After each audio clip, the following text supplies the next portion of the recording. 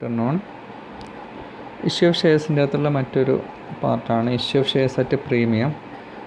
Premium എന്ന് പറയുന്നത് face വാല്യൂവിനേക്കാൾ കൂടുതൽ. ഇപ്പം ഷെയറുകൾ ഇഷ്യൂ ചെയ്യുന്നത് higher than the face value ആണെങ്കിൽ അതിനെന്ത് പറയും? ഷെയർസ് അറ്റ് പ്രീമിയം എന്ന് പറയും. അതായത് 10 രൂപയുടെ ഷെയർ 12 രൂപയ്ക്ക് ഇഷ്യൂ ചെയ്യും. 10 രൂപ ഫേസ് വാല്യൂ എത്രയാണ്? ഫേസ് വാല്യൂ 10 രൂപയാണ്. ഇത് 12 രൂപയ്ക്ക് ഇഷ്യൂ ചെയ്യും. അല്ലെ, higher than the face value when shares are issued at price higher than the face value or nominal value is called issue of shares at premium എന്ന് പറയും. ആ കിട്ടുന്ന excess amount over the face value is called the share premium. അതിനെയാണ് നമ്മൾ premium എന്ന് പറയുന്നത്. ഇതിൽ നോക്കാം, the excess amount received over the face value is called share premium. For example, share 10 രൂപേൻ്റെ ഷെയർ 12 രൂപയ്ക്ക് ഇഷ്യൂ ചെയ്യും. Issued at premium 2. Company generally issue the shares at premium when there is a good demand for shares. ഷെയർസിന് demand കൂടുമ്പോഴാണ് സാധാരണഗതിയിൽ എന്ത് ചെയ്യുന്നത്? ഈ പ്രീമിയത്തിലൊക്കെ issue ചെയ്യുന്നത്. അപ്പോൾ എങ്ങനെ കിട്ടുന്ന എമൗണ്ട് എവിടത്തേക്ക് അധികം കിട്ടുന്ന എമൗണ്ട് സെക്യൂരിറ്റി പ്രീമിയത്തിലേക്ക്, സെക്യൂരിറ്റി പ്രീമിയം റിസർവ് അക്കൗണ്ടിലേക്ക് ക്രെഡിറ്റ് ചെയ്ത് കാണിക്കണം.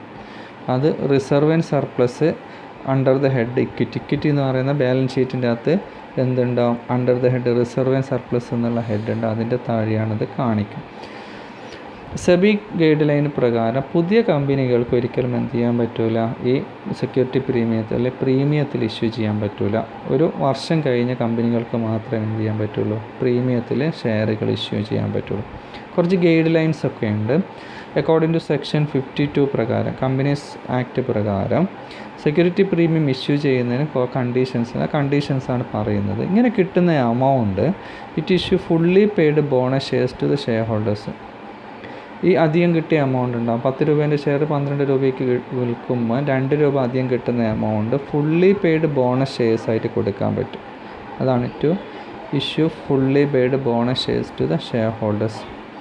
പ്രിലിമിനറി എക്സ്പെൻസ് റൈറ്റ് ഓഫ് ചെയ്യാൻ ഉപയോഗിക്കുന്നു. പിന്നെ എന്തെങ്കിലും എക്സ്പെൻസ് ഉണ്ട്, ഷെയറുകളോ ഡിബഞ്ചറുകളോ ഇഷ്യൂ ചെയ്യുമ്പോൾ കമ്മീഷൻ കൊടുക്കേണ്ടി വരും, ചിലപ്പം ഡിസ്കൗണ്ട് കൊടുക്കേണ്ടി വരും. ഇങ്ങനെയുള്ള എക്സ്പെൻസുകൾ റൈറ്റ് ഓഫ് ചെയ്യാൻ ഈ എമൗണ്ട് ഉപയോഗിക്കാൻ പറ്റും. അതേപോലെ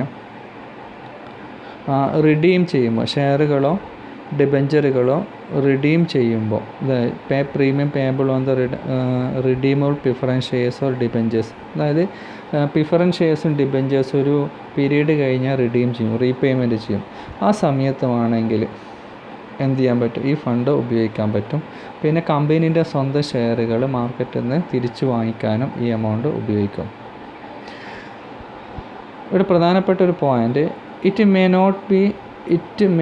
may be noted that the security premium cannot be used for dividend കൊടുക്കാൻ ഈ ഫണ്ട് ഉപയോഗിക്കാൻ പറ്റില്ല. കാരണം ഇത് ക്യാപിറ്റൽ പ്രോഫിറ്റാണ്. ഡിവിഡൻഡ് അതായത് ലാഭവിഹിതമായിട്ട് ഷെയർ ഹോൾഡേഴ്സിന് വീതിച്ചു കൊടുക്കാൻ പറ്റില്ല. അതും ഇതിൻ്റെ അകത്ത് ഓർമ്മിക്കേണ്ട ഒരു പോയിൻ്റാണ്. Okay, thank you.